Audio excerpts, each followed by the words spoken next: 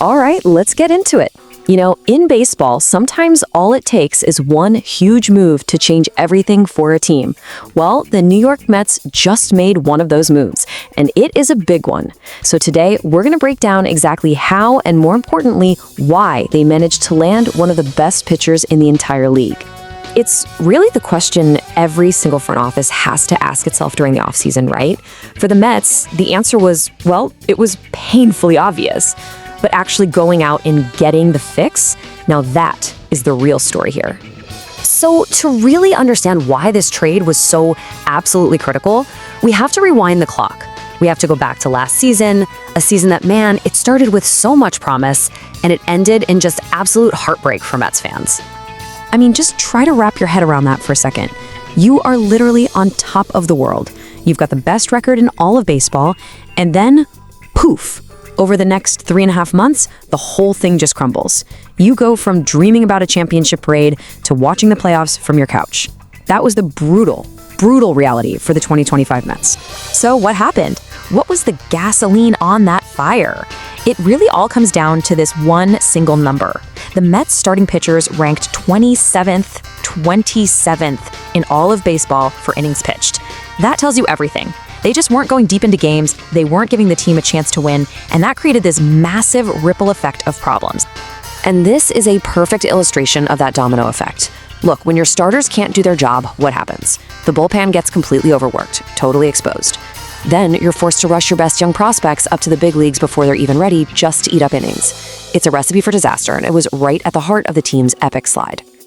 Okay, so the problem was identified, the pressure was on the front office big time, and that's when the architect of the Mets offseason comes into the picture. A guy with a very, very specific plan, and, as it turns out, a very personal connection to his number one target. David Stearns did not beat around the bush. He knew exactly what this team was missing.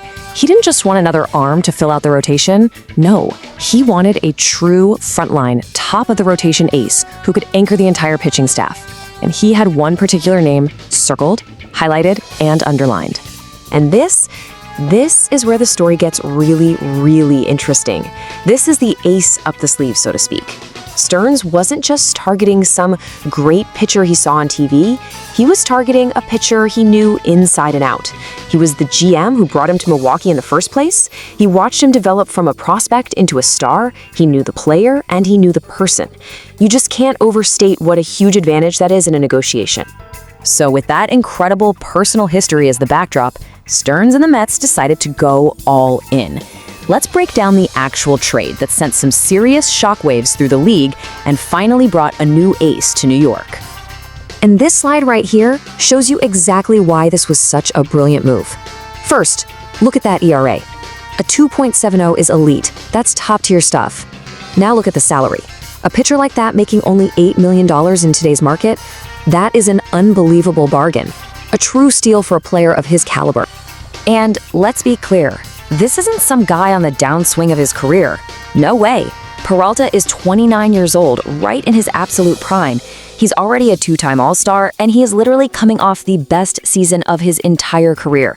So it's no surprise he was a hot commodity. The Mets had to fight off some serious competition from other clubs to get this deal done. So here it is, the final breakdown. The Mets get their ace, Freddy Peralta, plus another really solid arm in Tobias Myers. And what did they give up? Well, the Brewers get a pretty nice haul of top prospects. The pitcher, Sproat, and the super highly touted infielder, Jett. But let's make no mistake about it. Landing an ace like this comes with a very steep price tag. Jett was a former first-round pick, a really dynamic player with a super high ceiling. And Sproat is a young arm who already got a taste of the big leagues last season. So yeah, the Mets had to give up some serious future talent to solve their very immediate problem. But here's the thing, this Peralta trade, it didn't just happen in a vacuum.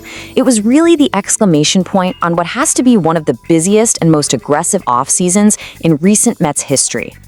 I mean, just think about the sequence of moves here. First, they go out and add an all-star bat and a gold glove in the outfield with Luis Robert Jr. Then they go and solidify the infield by bringing in another star, Bichette. And then for the grand finale, the final critical piece, they pull off this blockbuster for Freddy Peralta. Each move built on the last one. It was a complete and total roster revamp. this wasn't just tinkering around the edges, This was a complete overhaul. The front office saw the glaring weaknesses from that 2025 collapse, and they just attacked them one by one with a really clear and decisive strategy. They weren't sitting back and waiting, they were out there actively reshaping the entire identity of this team. And look, while the moves for Robert Jr. and Bichette were absolutely huge, you can make a really, really strong argument that this deal for Peralta is the most important one of them all. And why is that? It's because it directly fixes the number one reason the team fell apart last season, their starting rotation. So, the Mets have officially made their statement. They've spent the prospect capital, they've spent the money, they have completely changed the look, the feel, the everything of this team. Which, of course, leaves all of us with one final, lingering question. They identified the problem, they brought in the architect, and that architect executed the plan flawlessly.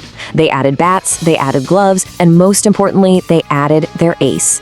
But will it all be enough? Will it be enough to turn postseason spectators back into legit World Series contenders? I guess only time will tell. Thanks for tuning in.